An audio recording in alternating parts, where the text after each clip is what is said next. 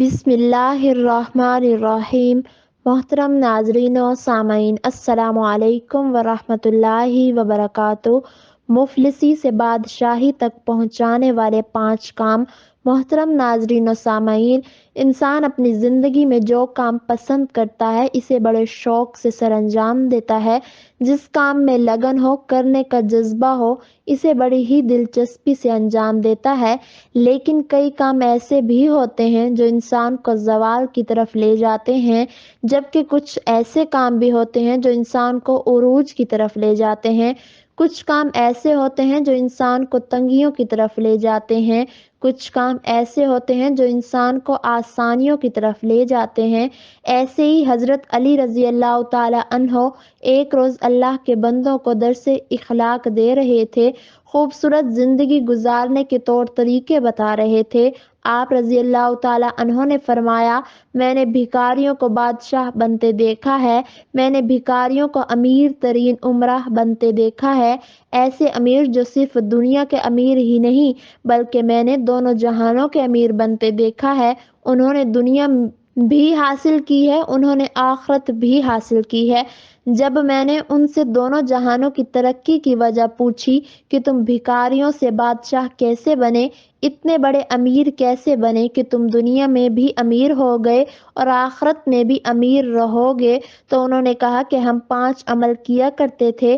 ہم نے 5 عمل کیے جو کہ ہم آج بھی کر رہے ہیں اور مرتے دم تک کریں گے۔ ان 5 اعمالوں نے، ان 5 کاموں نے ہمیں بھکاریوں سے بادشاہ بنا دیا۔ حضرت علی رضی اللہ تعالی عنہ نے ان سے کہا کہ ہمیں بھی بتاؤ وہ 5 عمل کون کون سے تھے۔ محترم ناظرین و سامعین، یہ امیری کا نسخہ ہے۔ یہ 5 کام ضرور کرنا اگر تم دنیا اور آخرت میں امیر بننا چاہتے ہو، تو یہ 5 کام زندگی میں ضرور کر لینا۔ فرمایا، ایک تو ہم پرندوں کو دانہ ڈالا کرتے تھے۔ نبی کریم صلی اللہ علیہ وسلم نے فرمایا، جس گھر میں پرندوں کو کھانا ملتا ہو، دانہ ملتا ہو، یعنی رزق ملتا ہو، تو وہ گھر کبھی غریب نہیں ہوتا، اس گھر میں کبھی بھی رزق کم نہیں ہوتا۔ اللہ تعالیٰ اس گھر کا رزق کم نہیں کرتا جس گھر میں پرندے پلتے ہیں، پرندوں کو پانی ملتا ہو۔ فرمایا، جب پرندے تمہارے گھروں کے اوپر سے گزرتے ہیں اور کوئی پرندہ تمہارے گھر آئے یا کوئی بھی جانور تمہارے گھر میں آئے تو فرمایا کہ ان کے اناج رکھا کرو، دانہ ڈالا کرو۔ اگر کوئی پرندہ بھوکا ہے تو دانہ ڈالا کرو، اگر کوئی پرندہ پیاسا ہے تو پانی پلایا کرو۔ پرندوں کو دانہ ڈالنے سے گھر میں فاقہ نہیں آتا۔ اللہ تعالیٰ کو ایک مخلوق کا دوسری مخلوق پر احساس کرنے کا عمل بہت ہی زیادہ پسند ہے، یعنی جب ایک مخلوق دوسری مخلوق کی بھوک پیاس مٹاتی ہے تو اللہ تعالیٰ کو یہ عمل اتنا زیادہ پسند آتا ہے کہ اللہ جل شانہ فرشتوں میں بیٹھ کر مسکراتا ہے۔ جب پرندے کسی گھر سے دانہ کھا کر اس گھر سے جاتے ہیں تو اللہ سے دعا کرتے ہیں کہ اے مالک، تجھے تیری وحدانیت کا واسطہ، تیری رحیمی کا واسطہ، جس طرح اس گھر کے لوگوں نے ہمارے رزق کا اہتمام کیا، تو بھی اس گھر کے لوگوں کے رزق کا اہتمام کر۔ تو یوں اللہ تعالیٰ اپنی برکت کے تمام دروازے جس گھر میں پرندوں کو دانہ ملتا ہے کھول دیتے ہیں۔ حضرت امام باقر رضی اللہ تعالی عنہ کے صاحبزادے حضرت امام جعفر صادق رضی اللہ تعالی عنہ فرماتے ہیں کہ جو انسان صبح اٹھتے ہی ایک عمل کرتا ہے، اللہ تعالیٰ 3 فرشتے اس کے ساتھ ساتھ لگا دیتا ہے، یعنی 3 فرشتوں کی ڈیوٹی لگ جاتی ہے، وہ صبح، دوپہر، شام اس کے ساتھ ہی رہتے ہیں۔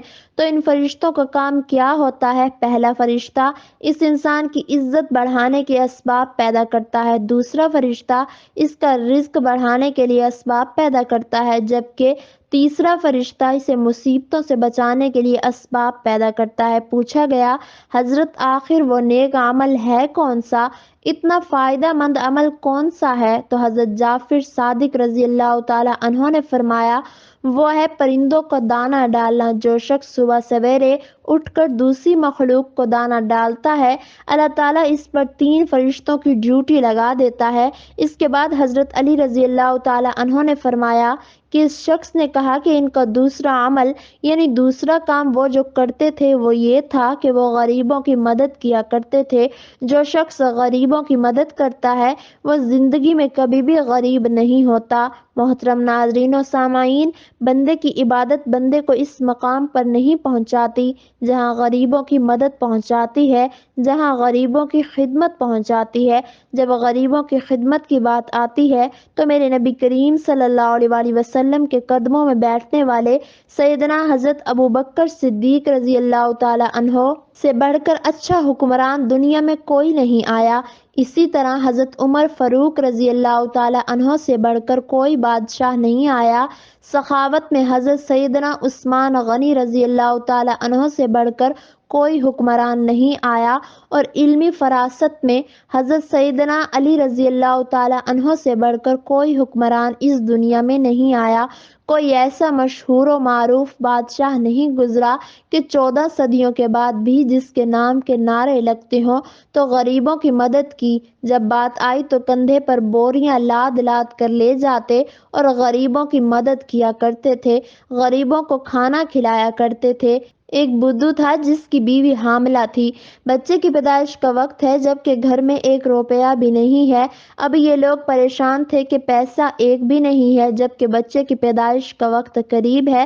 وہ ہمسایوں کے پاس گئے کہ ہمیں کچھ قرض دو، انہوں نے کچھ نہ کیا تو بدھو کے ذہن میں ترکیب آئی کہ کیوں نہ میں مدینے میں چلا جاؤں، حضرت سیدنا عمر فاروق رضی اللہ تعالی عنہ کے پاس جاؤں اور ان کے سامنے فریاد کروں، عرض کروں، وہ میری ضرور مدد کریں گے۔ یہ بدھو اپنی حاملہ بیوی کے ساتھ مدینے کی طرف جا رہا ہے۔ چلتے چلتے جیسے ہی مدینے کی سرزمین پر قدم رکھا شام ہو گئی، رات ڈھلنے لگی، بچے کی پیدائش کا وقت قریب تھا۔ اس نے بیوی کو کہا کہ کیوں نہ ہم یہیں خیمہ لگا کر رات بسر کر لیتے ہیں، صبح ہوتے ہی عمر رضی اللہ تعالی عنہ کے پاس چلے جائیں گے۔ رات یہ لوگ وہیں ٹھہرے۔ رات کا دوسرا پہر جب آیا تو بیوی درد سے چیخنے لگی۔ بچے کی پیدائش کا وقت قریب ہے اور یہ بیوی کو حوصلہ دے رہا ہے، ابھی فجر ہونے والی ہے، چلتے ہیں عمر کے پاس، اپنا مسئلہ حل کرواتے ہیں۔ حضرت سیدنا عمر فاروق رضی اللہ تعالی عنہ کی عادت تھی کہ رات کے دوسرے پہر مدینے کی گلیوں میں گشت کیا کرتے تھے۔ آپ فرمایا کرتے تھے کہ میری حکمرانی میں اگر کوئی کتا بھی پیاسا مر گیا تو حساب عمر کو دینا پڑے گا۔ اس رات بھی حضرت عمر مدینے کی گلیوں میں گشت کر رہے تھے۔ آپ نے دور سے دیکھا کہ خیمے میں آگ جل رہی ہے۔ آپ نے غلام بھیجا کہ جا کے دیکھو رات کے اس پہر وہ کون بیٹھا ہے، کوئی مسافر تو نہیں ہے۔ غلام اس شخص کے پاس گیا، اس نے کہا میری بیوی حاملہ ہے، مجھے مدد کی اشد ضرورت ہے۔ غلام نے واپس آ کر حضرت عمر رضی اللہ تعالی عنہ کو ساری بات بتائی۔ اللہ اکبر! حضرت سیدنا عمر فاروق رضی اللہ تعالی عنہ دوڑ کر گئے، اپنی بیوی کو اٹھایا، کہا اٹھو، اگر تجھے ثواب مل رہا ہے تو لینا چاہو گی، اگر تمہیں نیکیاں مل رہی ہوں تو لینا چاہو گی؟ کہا کیوں نہیں حضرت؟ پھر فرمایا اٹھو، میرے مسلمان بھائی کی بیوی درد میں مبتلا ہے، تکلیف میں مبتلا ہے اور تھوڑی دیر میں بچے کی پیدائش کا وقت قریب آنے والا ہے، اٹھو اور تھوڑی دیر کے لیے دائی بن جاؤ۔ اس نے ضرورت کا سارا سامان لیا اور سیدنا عمر فاروق رضی اللہ تعالی عنہ سے کہنے لگی آپ تھوڑی سی لکڑیاں کندھے پر اٹھا لیں۔ آپ نے کندھے پر لکڑیاں اٹھائی ہوئی ہیں اور جا رہے ہیں۔ حضرت عمر فاروق رضی اللہ تعالی عنہ کی زوجہ محترمہ خیمے کے اندر چلی گئی جہاں عورت چیخ رہی تھی تو حضرت عمر باہر اس بدھو کے سامنے ہاتھ باندھ کر کھڑے ہو گئے۔ بدھو نے یہ سمجھا کہ یہ کوئی غلام ہے، اس غلام کی بیوی دائی ہے اور یہ اس کا شوہر ہے اور یہاں کا کوئی غلام ہے۔ اس نے حکم چلانے شروع کر دیے اور جلدی جاؤ لکڑیاں لے کر آؤ۔ آپ دوڑ کر جاتے اور لکڑیاں لے کر آتے، جلدی کرو آگ جلاؤ، آپ پھونکے مارتے اور آگ جلاتے۔ محترم ناظرین و سامعین، اس نے حضرت عمر فاروق رضی اللہ تعالی عنہ کے ساتھ نوکروں کا سا سلوک کر رکھا تھا۔ وہ نادان نہیں جانتا تھا کہ میرے سامنے جو شخصیت کھڑی ہے یہ خود عمر ہے۔ ایک دم خیمے کے اندر سے آواز آئی، یا امیر المومنین! آپ کی زوجہ محترمہ نے آپ کو آواز دی، اے عمر آپ کو مبارک ہو، اللہ نے آپ کے بھائی کو بیٹا عطا کیا ہے۔ جیسے ہی بیگم صاحبہ نے کہا یا امیر المومنین، بدھو نے سنا اور اس کے پاؤں تلے سے زمین نکل گئی۔ کیا یہی امیر المومنین ہے؟ فوراً قدموں پہ گرا اور کہنے لگا یا امیر المومنین مجھے معاف کر دیں، یہ بدبخت آنکھیں آپ کو نہ پہچان سکی کہ آپ کون ہیں، مجھے معاف کر دیں، میں نہیں جانتا تھا۔ حضرت عمر فاروق رضی اللہ تعالی عنہ نے اسے اٹھایا اور اپنے سینے سے لگایا اور رو کر کہنے لگے او بدو، تجھے پتہ نہیں یہ مدینہ منورہ ہے، یہ میرے کریم آقا کا شہر ہے، یہاں امیروں کے نہیں، یہاں تو غریبوں کے استقبال ہوتے ہیں، یہاں غریبوں کو عزتیں ملتی ہیں، یہاں تو غریبوں کی مدد کی جاتی ہے، یہاں تو غریبوں کو بادشاہ بنایا جاتا ہے، تو غریبوں کی مدد کرنے والا شخص کبھی زندگی میں غریب نہیں ہوتا۔ غریبوں کی ضرورت پوری کرنے والا شخص کبھی غریب نہیں ہوتا۔ ہمارے امیر بننے کی سب سے بڑی وجہ یہ ہے کہ غریبوں کی مدد کرنا۔ تیسرا کام جو حضرت علی رضی اللہ تعالی عنہ نے فرمایا کہ وہ اپنی اولاد کو حلال کا لقمہ کھلایا کرتے تھے۔ چوتھا کام والدین کی خدمت کیا کرتے تھے۔ پانچواں کام نماز میں سستی نہیں کیا کرتے تھے۔ ان لوگوں نے کہا کہ ہم آج بھی ان 5 باتوں کو مضبوطی سے پکڑے ہوئے ہیں۔ ہم نے صرف دنیا میں ہی ترقی نہیں کی بلکہ آخرت کے لیے بھی یہ کام کر رہے ہیں۔ اللہ سے دعا ہے کہ مالک ہمیں بھی ان 5 کاموں پر عمل کرنے کی توفیق عطا فرمائے اور اپنے پسندیدہ بندوں کی فہرست میں شامل کرے۔ آمین ثم آمین۔